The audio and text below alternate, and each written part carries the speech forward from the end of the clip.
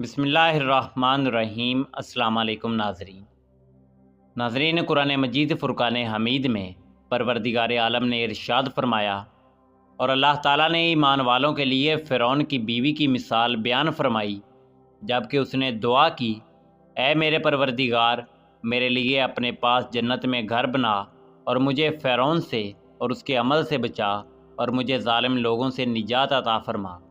ناظرین، اس آیت مبارکہ میں پروردگار عالم نے جس عظیم عورت کا ذکر فرمایا وہ فرعون مصر کی بیوی حضرت آسیہ سلام اللہ علیہ تھیں۔ آج کی ویڈیو میں ہم آپ کو حضرت آسیہ سلام اللہ علیہ کے حالات زندگی کے حوالے سے مکمل معلومات فراہم کریں گے اور یہ بھی بتائیں گے کہ فرعون نے آپ سے شادی کیسے کی تھی اور وہ شادی کے بعد آپ کے قریب کیوں نہ جا سکا۔ کیا حضرت آسیہ سلام اللہ علیہ کا نکاح جنت میں حضور نبی کریم رؤوف الرحیم امام الانبیاء جناب محمد رسول اللہ صلی اللہ علیہ وآلہ وسلم سے ہوگا؟ حضرت آسیہ سلام اللہ علیہ کی شہادت کیسے واقع ہوئی اور آپ کا مزار پر انوار کہاں واقع ہے؟ مگر ویڈیو میں آگے بڑھنے سے پہلے اگر آپ ہمارے چینل پر نئے ہیں تو برائے مہربانی ہمارا چینل info@ali سبسکرائب کریں، جہاں آپ کو بالخصوص اسلامک ہسٹری اور بالعموم دنیا بھر کی منفرد معلومات پر مبنی ویڈیوز ملتی رہیں گی۔ ناظرین، حضرت آسیہ سلام اللہ علیہ بادشاہ مصر ریان بن ولید کی اولاد میں سے تھیں۔ آپ کا نسب کچھ یوں ہے: آسیہ بنت مزاحم بن عبید بن ریان بن ولید۔ یہ ریان بن ولید بھی فرعون مصر میں سے تھے جو حضرت یوسف علیہ نبینا علیہ السلام کے زمانے میں بادشاہ مصر تھے اور آپ علیہ السلام پر ایمان لے آئے تھے۔ حضرت آسیہ سلام اللہ علیہ مصر کے انتہائی ظالم و جابر بادشاہ فرعون کی بیوی تھیں۔ بادشاہ وقت کی بیوی ہونے کے سبب آپ کے پاس مال و دولت کی کثرت تھی، لیکن اس کے باوجود آپ غرور و تکبر کا شکار نہیں تھیں، بلکہ آپ کا دل غریبوں کی محبت سے سرشار اور ان پر شفقت و مہربانی کے جذبے سے معمور تھا۔ اسی لیے پروردگار عالم نے مومنوں کے لیے قرآن مجید فرقان حمید میں حضرت آسیہ سلام اللہ علیہ کی مثال ارشاد فرمائی۔ آپ دل کھول کر صدقہ و خیرات کرتیں، اسی وجہ سے آپ کو ام المسلمین کہا گیا۔ فرعون چونکہ لوگوں کے ساتھ بہت ظالمانہ سلوک کیا کرتا تھا اور معاذ اللہ خدائی کا دعوے دار تھا، اس لیے آپ اس سے سخت بیزار تھیں۔ فرعون سے آپ کا نکاح بھی بریزہ رغبت نہیں تھا، بلکہ آپ اور آپ کے والد دونوں اسے ناپسند کرتے تھے۔ فرعون نے بادشاہت کے زور پر جبراً آپ سے نکاح کیا تھا، لیکن اللہ پاک نے آپ کو اس سے محفوظ رکھا اور وہ آپ کے قریب آنے پر قادر نہ ہوا۔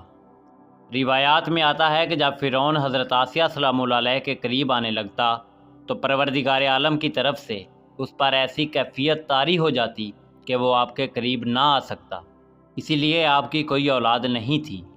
اور جو بعض روایات میں فرعون کی ایک بیٹی کا ذکر ملتا ہے وہ لپالک یعنی کسی دوسرے سے لی گئی تھی۔ ناظرین، حضرت آسیہ سلام اللہ علیہ کو یہ اعزاز بھی حاصل ہے کہ آپ نے حضرت موسیٰ علیہ نبینا علیہ السلام کا نام رکھا۔ حضرت موسیٰ علیہ السلام کی والدہ نے فرعون کے سپاہیوں کے ڈر سے آپ کو ایک صندوق میں رکھ کر دریا میں ڈال دیا۔ دریا سے ایک نہر فرعون کے محل کے پاس سے بہتی تھی۔ یہ صندوق بہتا ہوا اس نہر میں چلا گیا۔ فرعون نے حکم دیا اسے محل میں لا کر کھولا جائے۔ جب صندوق کھولا گیا تو اسے ایک خوبصورت بچہ نکلا۔ قبطی زبان میں پانی کو مو اور درخت کو سا کہتے ہیں۔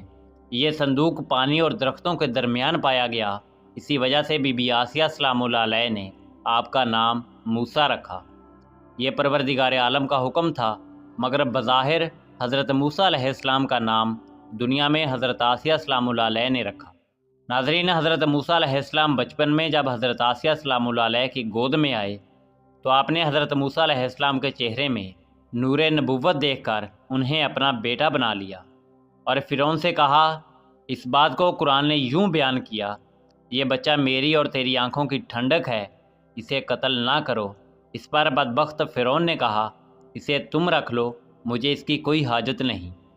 حضور نبی کریم صلی اللہ علیہ وآلہ وسلم کا فرمان ہے، اگر آسیہ کی طرح فرعون بھی اس بات کا اقرار کرتا کہ یہ بچہ اس کی آنکھوں کی ٹھنڈک ہے تو ضرور اللہ پاک اسے ہدایت عطا فرما دیتا جیسے آسیہ کو عطا فرمائی۔ ناظرین، حضرت آسیہ سلام اللہ علیہ نے خدائی کے دعوے دار فرعون کے سامنے کلمہ حق بلند کیا اور آپ کی یہ فضیلت ہے کہ آپ جنت میں پیارے آقا جناب محمد رسول اللہ صلی اللہ علیہ وآلہ وسلم کی زوجہ ہوں گی۔ روایات میں آتا ہے کہ جب ام المومنین حضرت سیدہ خدیجہ رضی اللہ تعالی عنہا کے مرض وفات میں سرکار دو عالم تشریف لائے اور فرمایا، اے خدیجہ، تمہیں اس حالت میں دیکھنا مجھے گراں یعنی ناگوار گزرتا ہے، لیکن اللہ پاک نے اس گراں گزرنے میں کثیر بھلائی رکھی ہے۔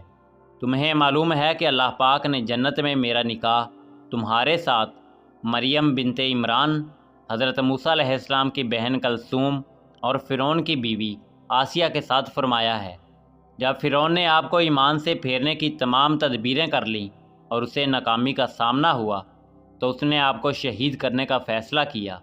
شہادت سے پہلے آپ نے بارگاہ الہی میں جو دعا کی وہ ہم نے آج کی اس ویڈیو کے آغاز میں آپ کے سامنے قرآن کی آیت کی روح سے بیان کی۔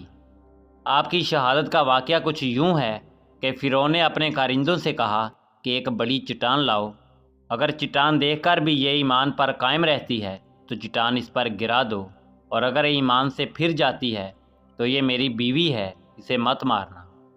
جب آپ کے سامنے چٹان لائی گئی تو آسمان کی طرف آپ کو اپنا جنتی محل نظر آیا، جس سے آپ کے عزم و استقلال میں اور بھی اضافہ ہو گیا اور اسی حالت میں آپ کی روح پرواز کر گئی۔ اس کے بعد آپ پر چٹان گرائی گئی، مگر اس وقت آپ کی روح پرواز کر چکی تھی اور ایسے بدن پر چٹان گری جس میں روح نہیں تھی۔ یوں آپ نے شہادت کا رتبہ پایا۔ ناظرین، آپ سلام اللہ علیہ کا مزار پر انوار مصر میں واقع ہے۔ اللہ رب العزت ان پر رحمت اور کرم فرمائے۔ امید ہے کہ آپ کو ہماری آج کی ویڈیو پسند آئی ہوگی۔ ملتے ہیں بہت جلد ایک نئی تاریخی، تحقیقی اور معلوماتی ویڈیو کے ساتھ۔ دیکھتے رہیے info@ali۔ اللہ رب العزت آپ کا حامی و ناصر ہو۔